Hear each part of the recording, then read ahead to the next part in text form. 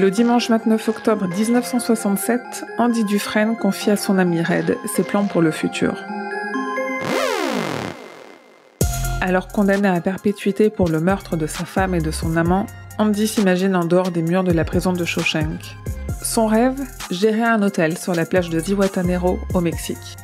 Cette prison de Shawshank, elle verra défiler plusieurs personnages de l'univers de King, mais les plus marquants sont sans nul doute ceux de la nouvelle Rita Hayworth et la rédemption de Shawshank, paru dans le recueil Différentes saisons en 1982.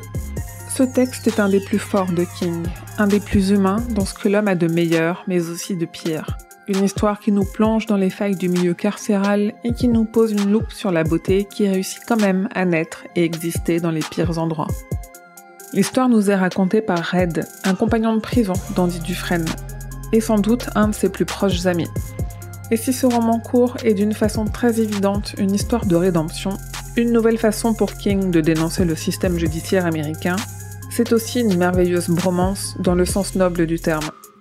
Quand il ne vous reste pas l'espoir dans un univers où règne violence, peur et trahison, vos seuls repères sont les quelques amis que vous réussissez à vous faire. La force de l'amitié, même à l'âge adulte, c'est ce qu'a su retranscrire de façon incroyablement fidèle Frank Darabont dans son film Les Évadés. Classé premier du top 100 des meilleurs King de tous les temps par IMDb depuis des années, sa fidélité avec la longue nouvelle de King est frappante. Il fait partie de ces films qui permettent de comprendre King et son intention sans avoir nécessairement besoin de lire l'œuvre d'origine.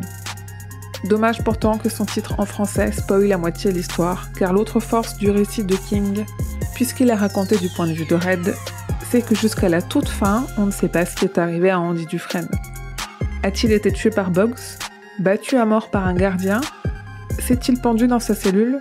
Lui qui clame son innocence depuis le début, a-t-il perdu la lueur d'espoir qui lui restait, la seule raison de vivre qu'il gardait? Car si on ne peut pas se dépêcher de vivre, alors il faut se dépêcher de mourir.